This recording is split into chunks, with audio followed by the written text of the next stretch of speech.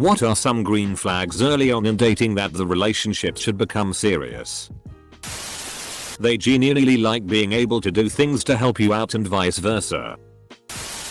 On my second date, before I was supposed to move states, we got stuck in a parking garage cause of an accident for 45 minutes. We watched a non-subtitled foreign film on my phone, enjoyed talking with one another, and we connected despite being done with what we had planned to do and were stuck in a car. I ended up cancelling my move and marrying the woman. Edit. Just realized today was the day I proposed to her 3 years ago. Or that it coincided with the post lol. My husband and I have endless conversations. There's nothing we can't talk about. Nothing. The first time we ever chatted on the phone we talked for 6 hours. We've been together for 15 years and still talk every day. Several times a day. We love our breakfast time because we chat after eating and really enjoy each other's company. We love talking no matter where we are. And since he also works from home, we work together. There's lots of times we're saying nothing. Just enjoying being around each other. But I love that we can talk about anything we want and it doesn't descend into an argument. Early in our dating days, I was on a train with my now husband. The inspector was checking our tickets while we were about to pull away from the station when my husband spotted a woman come running down the platform. He pointed this out to the inspector, who stuck his arm out the window and held the train until she got on. My husband was so casual about it. Didn't think anything of it really. And it was a small action, but one that likely made her day better. I thought it said a lot about his character. That he'd help out a stranger who didn't even know it. I was right. He is still that kind of guy.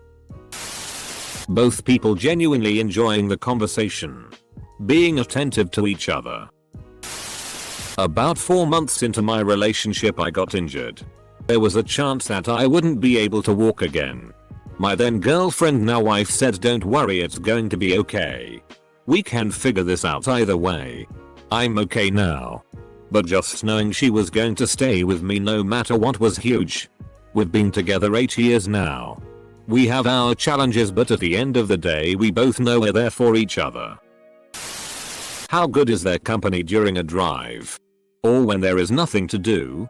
My future wife and I found that we loved just spending time together. We could talk for hours in a car during a drive. Sometimes the drive was more interesting than where we were going. A few weeks into our relationship, we went through a drive-thru and she spontaneously unwrapped and rewrapped my burger so I could eat it while driving with clean hands. I knew I was going to marry her. Just over a week from now it will be 23 years. If they respond well when you are dealing with a crisis situation, or when you are seriously ill, or when your family member is seriously ill, they may be a keeper. In other words, how do they interact with you during times of stress? Does their presence behavior help? Do they make it worse? Or do they make themselves scarce? Being able to make each other laugh. Understanding the other person's sense of humor is critical in long relationships. And besides, do you really want to get serious with someone who can't hardly make you laugh or smile? You genuinely enjoy one another's company during dull moments. Life's full of them and you are going to want a partner who you can enjoy them with. When you can talk forever about pretty much anything. And when something you have different opinions about becomes an interesting discussion rather than a fight. Encouraging growth, but doesn't try to change your foundation.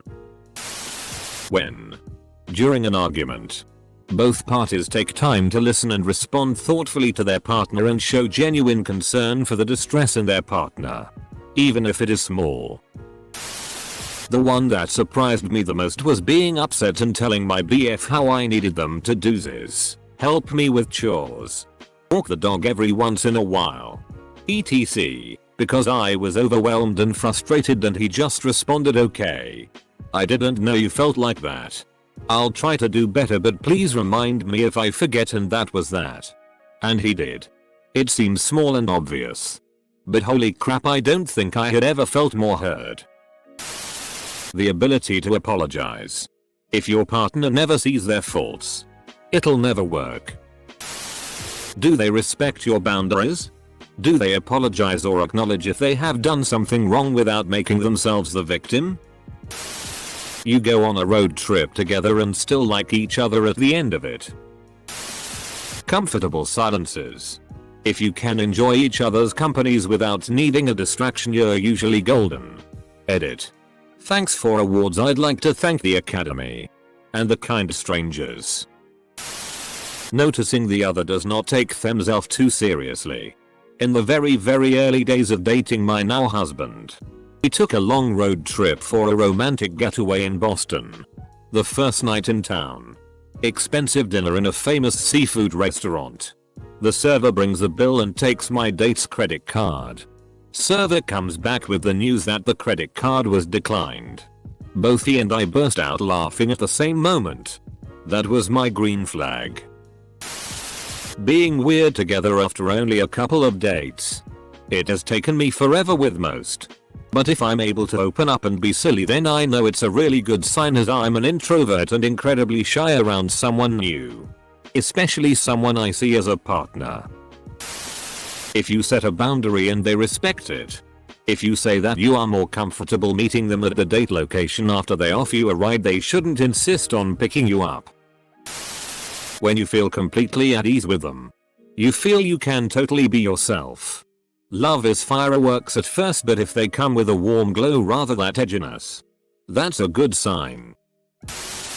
Being comfortable with time apart. Early on in my relationship, he went out of town with his family.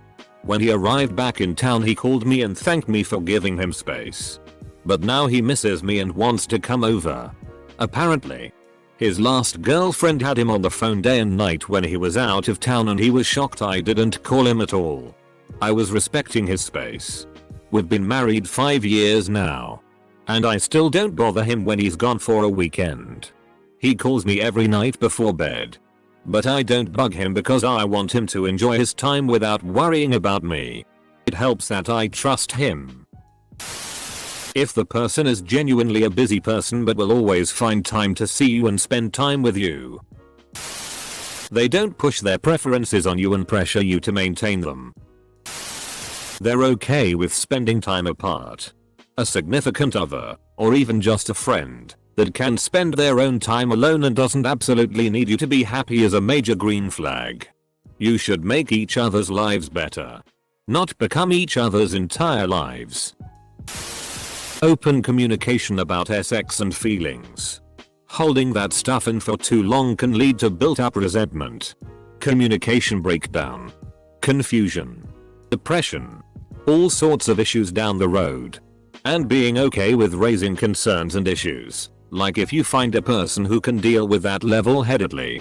Maybe even not agree, but at least hear your piece without getting offended. You're a winner. I don't believe in relationships where there are no conflicts or concerns ever. That just doesn't happen. Relationships are bumpy and full of snags. And being able to navigate them together is so important. I met my wife when I was unemployed and she still dated me. On my first date with my future spouse, we had planned to spend some time together. Then go get a bite and be done by evening. When the date was supposed to end, I invited her for a walking tour of my campus. And that was supposed to end. She invited me on a tour of hers. When that was supposed to end, she asked if I'd ever walked a pretty nearby neighborhood. And we walked there. It was now about 11 PM. I offered to walk her home. I went to walk home. She invited me in for tea. We sat in her living room. Sometimes in long stretches of blissfully relaxing silence, just smiling. And I wasn't on my way home until 2 AM. 8 hours after the date was meant to have ended. If they treat you well when it all goes sideways. Many people are good at being loving when life is easy. Their true selves' other behaviors may show when life is hard.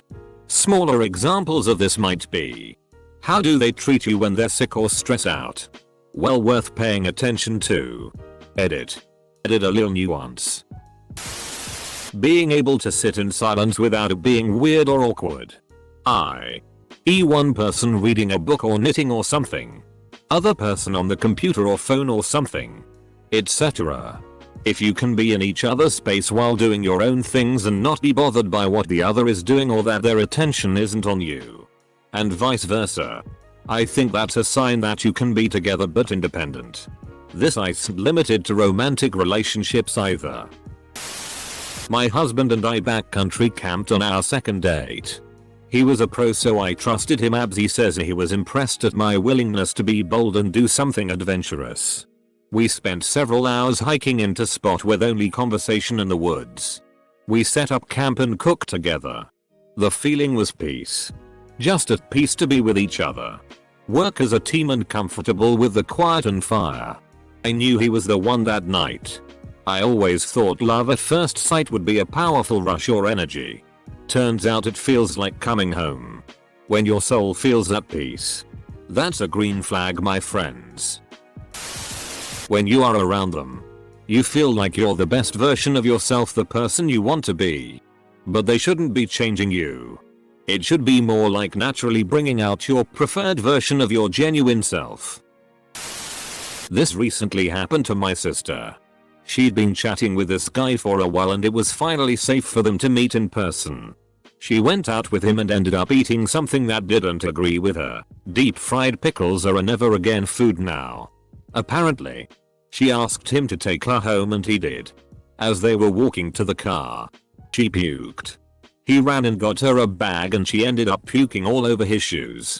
Not only did this not scare him off in the least, he started building a care package for her. Her favorite tea, gravel, a bucket and some other stuff. It's seriously the sweetest thing I'd ever heard of. If he's going to do something like that for a girl he's met in person all of twice, imagine what he'll do to someone he's super committed to. They're officially together now. She remembers small details from your conversations. It means they pay attention to you and what your interests are. Did they return their shopping cart to the cart return after grocery shopping? I stand by shopping cart theory as a good indicator of a person's moral compass. When they don't mind doing the boring stuff with you and make even that seem fun. The morning of my first date with my now fiance, my glasses got a massive scratch on them. Any of you fellow glasses wearers know that this means a trip to the store right then and there. I told him, hey, I can't hang out for lunch right now, we had a brunch date. Because I had to get all that sorted first. He offered to go with me and made the journey fun. We told stories on the way there and ended up spending the entire day together. Morning to night. Then did that again 2 days later. Then the day after that. Then a few days after that. We've been inseparable ever since. I asked my then girlfriend to hand me a screwdriver. She asked flathead. Phillips or vodka? Full stop. It was then. I knew she was the one. Mutual respect. She agrees to go out with me. Major green flag. For me this is a red flag. When silent car rides aren't awkward. Being able to randomly text them about anything whatsoever and being able to have a conversation. And never having to worry that they'll be like, where did that come from, or why did you bother to text that to me? Edit. This is a good sign in any relationship. Not just romantic ones. I knew my boyfriend was the one when I asked him how an internal combustion engine actually works. All my life I had been dismissed when I asked cause I just wouldn't understand. He immediately pulled the car over and explained the entire engine from crank to carb. I totally understood and was grateful he saw that I was genuinely interested and he had the respect to take the time to explain. We have been together for over 40 years and working on our project cars is still one of our favorite couples pastime also. He leaves the crunchy french fries for me even though they are his favorite too. You like the same form of entertainment. Sounds shallow. But if you end up with someone, chances are you're going to spend a lot of time watching TV, movies, whatever together. I have ADHD and when I started seeing my now husband, I had ulcerative colitis, total colectomy. I'm a lot better now. He's autistic. I already knew a lot about autism from random trainings as a tutor. Our college had a very high ASD population, was touted as autism friendly when we were there. But when we started seeing each other, he researched ADHD as well as UC to know more about how to help me when I was sick, effective ways for us to communicate. Since both of us had non-neurotypical brains. Prior to our first fight, we actually discussed rules for arguments fights. That sounds fake and corny. But it's really just corny. Short version. If you have some oddity about you and they go out of their way to research it so they can be a more positive part of your life, ask you better questions about how you navigate your life. Lock it down. They accept you for who you are. Flaws and all. Now I'm not saying that the flaws ignored, but they see them and help you work through them and better yourself. Also, they find the little things that separate you from everyone else and celebrate them. My wife pinpointed my hearing disability from the jump and made it known that she didn't mind learning ways to communicate with me when I'm in an environment where I can't hear well. Having a similar set of values. Wanting kids or no kids. They get your humor and laugh at the jokes you tell. Edit. Goddamn. You guys just more than doubled my Reddit karma with one post.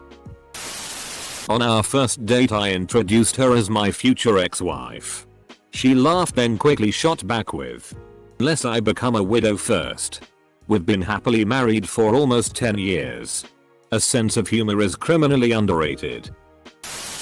When the person is able to react to negative situations with flexibility. When they can adapt to a change of plans or a chaotic, unpredicted event and still just enjoy their time with you. When they willingly exercise empathy and understanding instead of anger and shaming. Those are two big greenies in my current relationship that really made me appreciate my son more in the beginning. Early on in the relationship they are already treating you the way you wish you would have been treated in previous relationships. If they wear their national flag on their clothing and they're from Afghanistan, Algeria, Bangladesh, Belarus, Benin, Bolivia, Brazil, Bulgaria, Burkina Faso, Burundi, Cameroon, Central African Republic, Comoros, Djibouti, Dominica, Equatorial Guinea, Gabon, Gambia, Ghana, Guinea, Guinea-Bissau, Guyana, Hungary, Iran, Iraq, Ireland, Italy, Jamaica, Jordan, Kenya, Kuwait, Lebanon, Libya, Lithuania, Madagascar, Malawi, Maldives, Mali, Mauritania, Mexico, Morocco, Mozambique, Namibia, Nigeria, Oman, Pakistan, Portugal, Republic of the Congo, Rwanda, Saint Kitts and Nevis, Saint Vincent and the Grenadines, Sao Tome and Principe, Saudi Arabia, Senegal, Seychelles, Sierra Leone, Solomon Islands, South Africa, South Sudan, Sri Lanka, Sudan, Syria, Tanzania, United Arab Emirates, Uzbekistan, Vanuatu, Zambia, or Zimbabwe. It's at least a partial green flag. Respect. Consent. Boundaries. Never be with someone who demeans or belittles you. Even as a joke. They shouldn't put their needs ahead of yours, nor should you, again. Respect. And best of all, they should support and encourage you. I saw all this in my husband when we met, see 2008, even though we were dumb teenagers back then. And now he's even more amazing. One time I was with my partner. I got up and started pouring myself some water from a filter and the lid came off. Water went absolutely everywhere, all over myself, the kitchen counter, and the floors. I started to panic and immediately began apologizing profusely. I grew up in a, well, not great home. And a similar mistake that would have resulted in a shouting match and me ending up on my hands and knees scrubbing the entire kitchen.